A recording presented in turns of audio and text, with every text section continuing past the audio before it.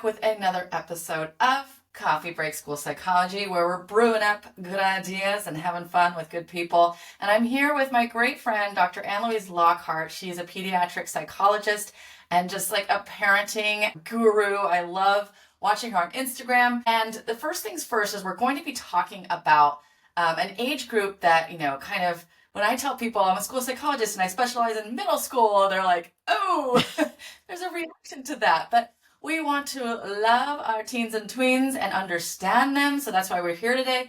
And do you have coffee for your coffee break? No, I was going to get tea because I'm not a coffee drinker, but I have my water. Does that count? We're done here. I'm just kidding.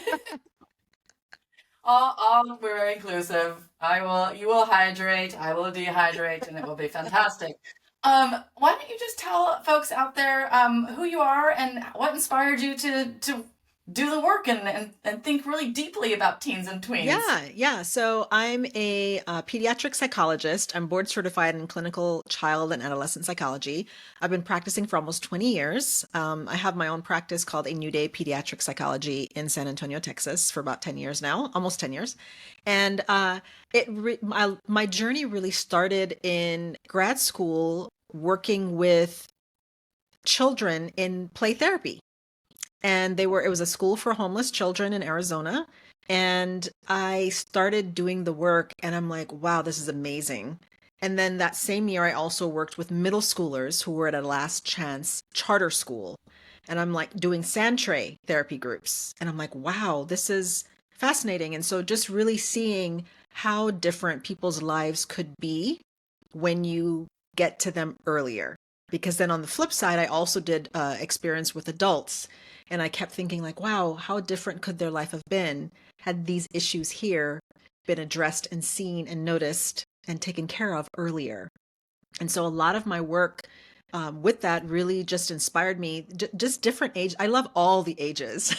I really do. Every time I had another experience, I'm like, ooh, I want to do that. And then I had another experience, I'm like, ooh, I want to do that. So I really I've seen the whole range of ages. Now I really focus more on the 15-year-olds all the way up through adults right now. And but a lot of the motivation came from just the work that I was doing, just seeing people and also my own experiences as a teenager, wishing that I had been seen and heard. I'm a Gen Xer where we were just ignored and forgotten. So that was just the normal experience. And I just don't want kids to experience that. And that has really motivated a lot of my work in the parent coaching as well as the therapy realm. Yeah, Gen X, rub some dirt in your feelings and move on and white knuckle through your life. So yes, another conversation about generational parenting differences is definitely ripe for discussion. I want to talk a little bit, you talked about kind of their trajectory or the lifespan of a child, looking at like littles and then people who are in the middle and high school and up to adult. So you have a developmental perspective, meaning you understand what each age group is grappling with at that age. So we think of it historically, teenagers being like storm and stress, right? Like that's sort of how people feel. And that's the reaction I get when I'm like, I love working with middle schoolers. And they're like, oh my God, no, like that's sort of the rap they get. What do you think people, teachers, parents, society gets wrong about teens and tweens? I think they look at them and see their attitude and their tone and their sass and their hoodie and the buried in their devices, and they automatically think that they don't care, that they're unmotivated, that they're rude, and that they don't have ideas, like they don't know any better. And I think that is furthest from the truth because every generation has had those same issues with teenagers on some level.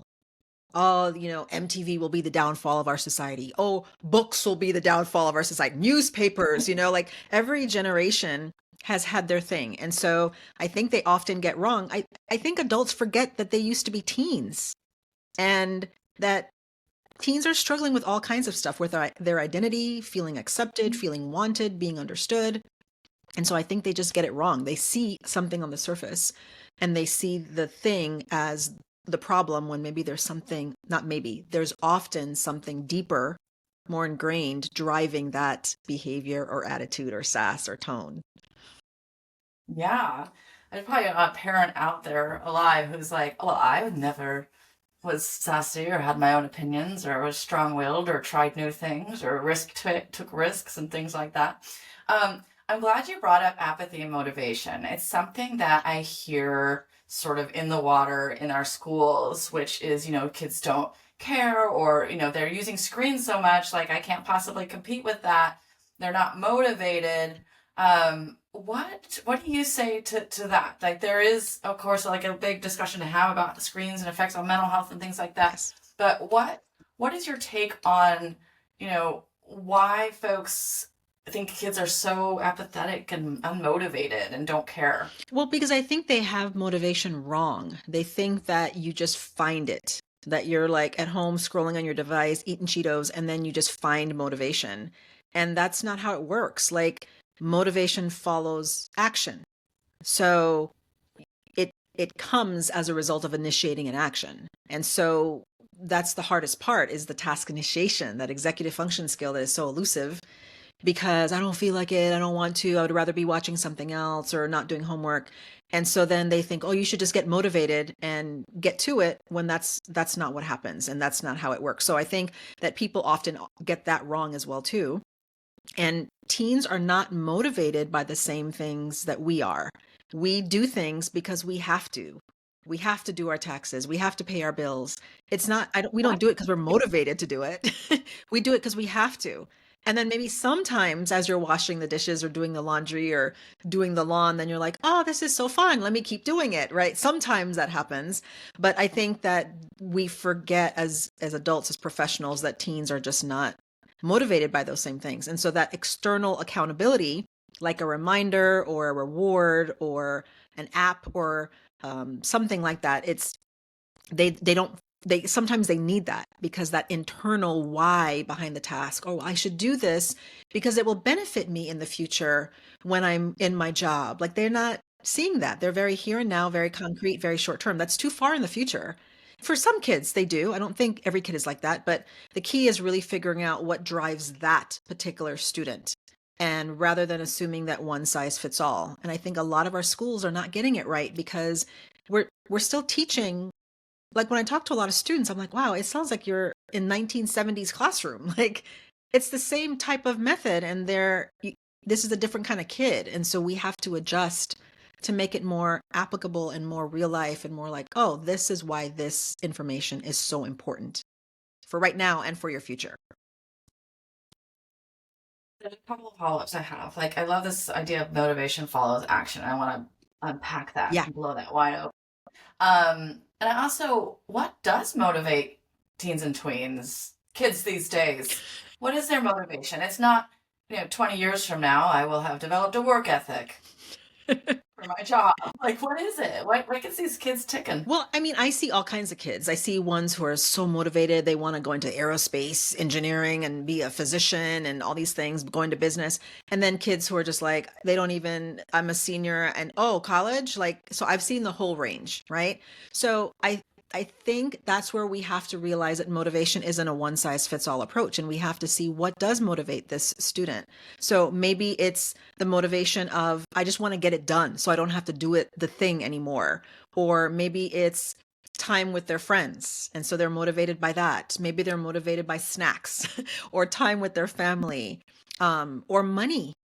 The joy of earning something or being known and understood. So I think there's so many things, but I think the thing that underlines all of it is feeling like they have value and significance, that I'm making a mark in some way. I find that all kids, rather they look extremely unmotivated and not determined, and those who are very driven, I see the same thing, is that they want to be seen and valued and significant in some way.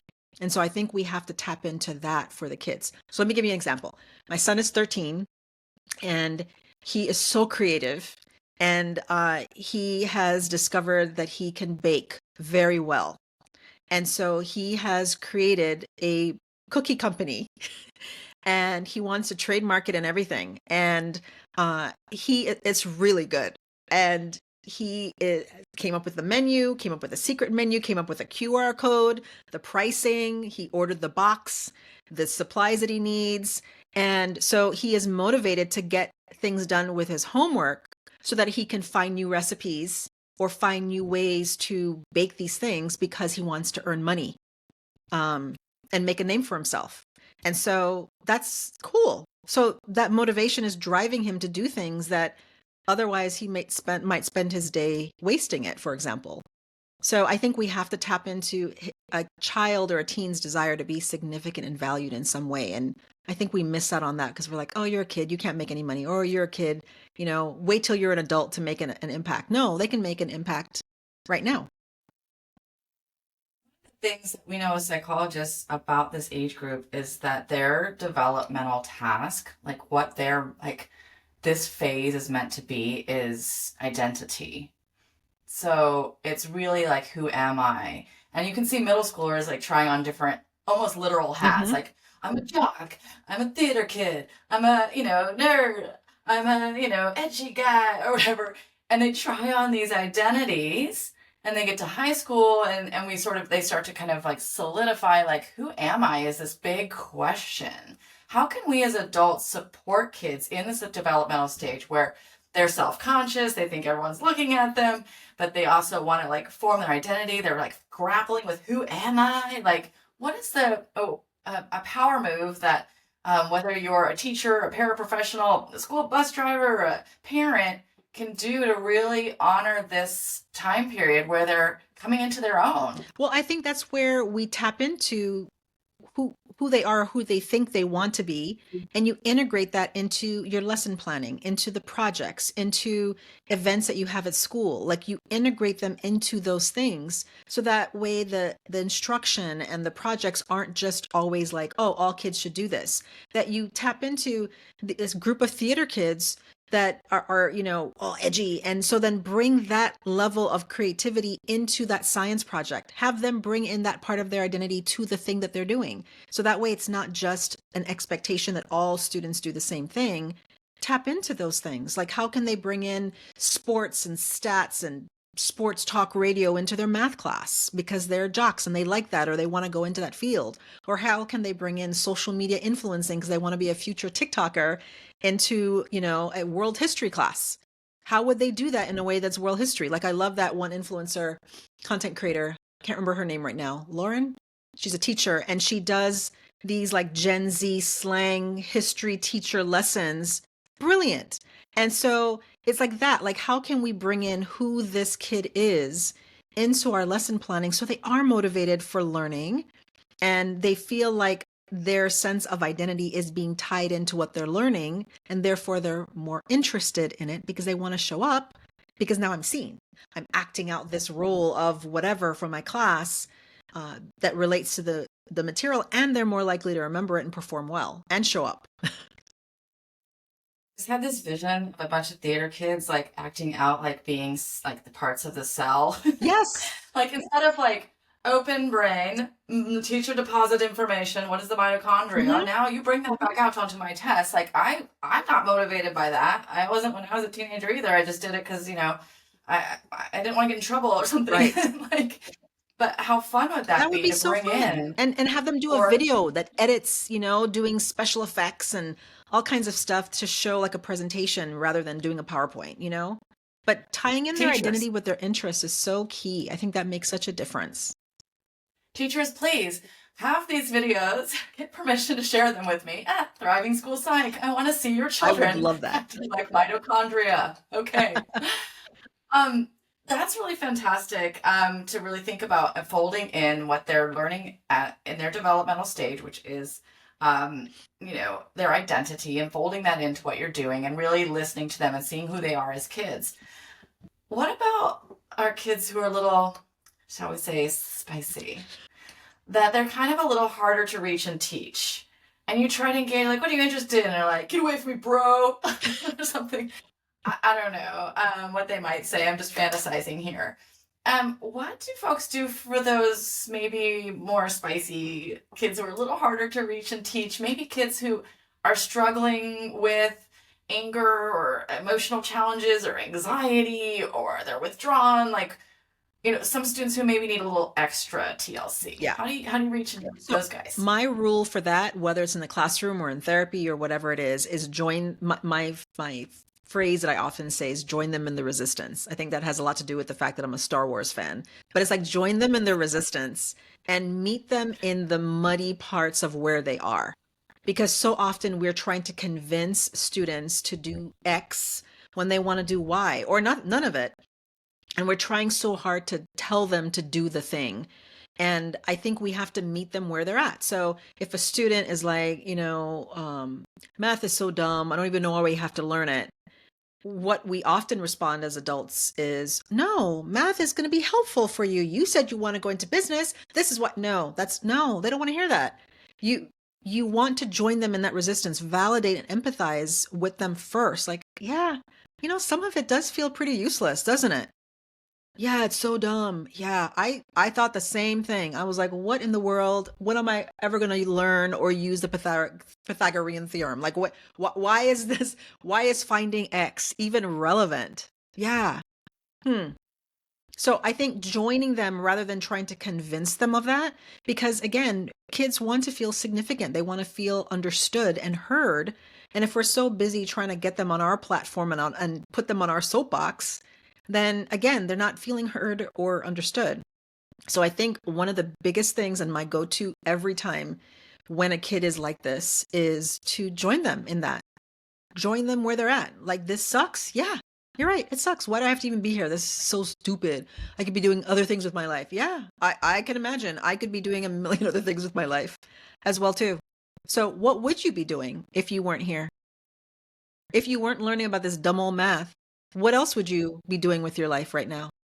And seeking and kind of getting into their world, entering that sense of this is what I would be doing, and then trying to help them join the forces, like integrate those things. Um, when I was with my son again, when he was talking about his cookies, so he was like, well, if I want to make this much and but I charge this much, how many cookies would I have to sell? And I was like, oh, that sounds like solving for X, the thing that you thought was kind of dumb, huh? He's like, so that's what that's for. I was like, yes. He's like, oh. So I'm like, let's write it out. And so now it applied to him now. It became alive. So now when he was learning it, he's like, this is going to be helpful for me because then I'll know what I need to do for my margins or whatever it is. So I think we have to make it come alive for them. And I think joining them in that resistance is more helpful than trying to convince them and put them in your corner. What I love about that is when you join the resistance, and I don't have anyone to help me with post production, but please play the Star Wars theme behind me. Imagine it's playing. Is that when you join them, then it's you and me versus the problem. Right. Instead of me versus you. Right. I'm trying to convince you to love math and you're not, and we're going to butt heads on that. But if it's you and me agreeing that math sometimes feels not that useful, now the question is, how do we get you? How can I support you in doing the math that is expected? Mm-hmm. Even though it feels useless. But by the way, I'd like to apologize to Miss Slatkin, my 7th grade teacher. I was like, when am I going to use this? And then in the pandemic, I became a math teacher trying to teach my kids that same thing. I'm like, well, Miss Slatkin knew that one day there'd be a global pandemic and I would need to step up to the plate and remember this technique. No.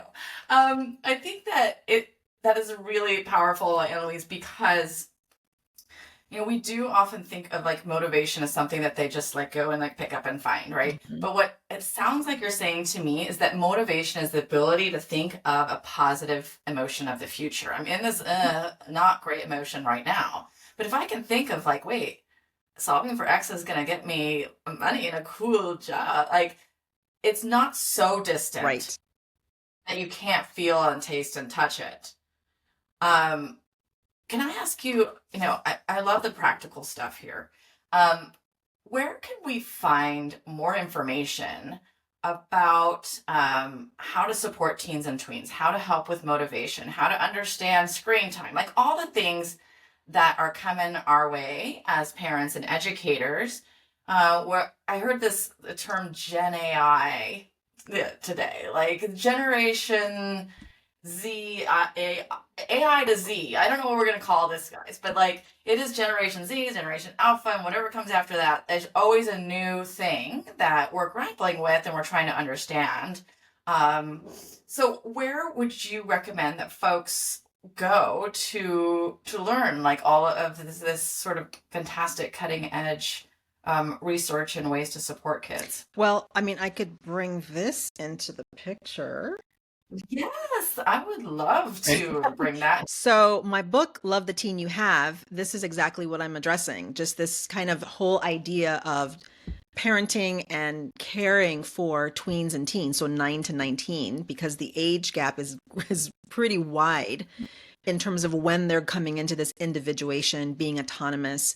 And I cover a lot of this stuff, like how to address the moodiness and the attitude. I have a whole chapter on Q&A, like what if they're copying an attitude? What if they're depressed? What if they're anxious? What if they're struggling? What if I'm struggling? What if my partner, can't stand my kids and they're not reacting properly? So this is really, to me, evergreen content. So regardless of whether the Terminators take over or, we continue to be friends with AI, the bottom line is we have to have foundational skills for parenting and caring for the students, for our kiddos. And that's what I really discuss, is really loving the teen you have, the one that's in front of you rather than the one you wish you had. And I think that's such an important thing. And so, because resources will come and go and change, there's all kinds of things that you can look up on AI, on Google, on, your Thrive Hive, like all these different places that people can go to. But I think having foundational skills in those areas is always very, very important. And making sure you have a good community of people that can support you and you can support as well too, because it's rough being a teacher, being an administrator, being a parent. It's hard. And there's a lot of challenges. It's exhausting. Yeah. So we're gonna love the teens we have, or love the teens we teach. We'll put some show notes about where we can find that. Yes. I also would like to shamelessly plug on your behalf your Instagram, because following the latest trends and it's, if I say a trend right now, it will be obsolete in like 10 seconds. So it's I love the Instagram because it keeps it sort of fresh. So Yes. the book sounds like a real foundational thing, like, okay, these kids are going through this developmental task and they need this thing no matter what, and no matter what, sort of, and technology comes our way. But if you want to keep up with the youths today, I suggest you follow Dr. Ann-Louise. Can you please shout out your Instagram handle? Yeah, so they can find me at dr.Ann-Louise.Lockhart on Instagram, and at A New Day Pediatric Psychology on Facebook for the ones who want a more long form content and to engage more. So I'm most active on those two platforms where they can find me. And then my YouTube channel, my son kept saying that I had to, make it better because it was not cutting it. And so this year I really focused on it, and I've really upped my game, as he told me. So my YouTube channel, same thing, Dr. Ann-Louise Lockhart. You can find me there, and I have little snippets, little shorts, just kind of expanding on a lot of this content. So you can find me on those major areas. Find the glow up on YouTube. Yeah, I mean, let's talk about strengths just to end this. My coffee is strong, but these kids are strong. And in fact, if you need anyone for tech support or anything like that, like turn to a teen and tween. They will know more than we do, and bless them for that, because they are just fantastic, and they're curious and they're wonderful. And we talk about storm and stress and all those things, but we also want to talk about like how fun and funny and amazing, and when we can connect with them, they really are a joy to parent and a joy to be around, even though sometimes it can get a little challenging. So I really appreciate you coming on Coffee Break School Psychology. Also, shameless plug, you can also see Dr. Ann-Louise Lockhart on our children's podcast, Teddy Talks. Teddy Talks. Big ideas for little ears. So mental health starts early. So we have the whole spectrum. Ann-Louise is supporting us on all levels here with Teddy Talks, which is available on Apple, Spotify, or YouTube. And then please check out her book. And thank you for joining us. And thank you so much for always being supportive of the work that we do to help our students. Yes, really thanks for appreciate having you. me.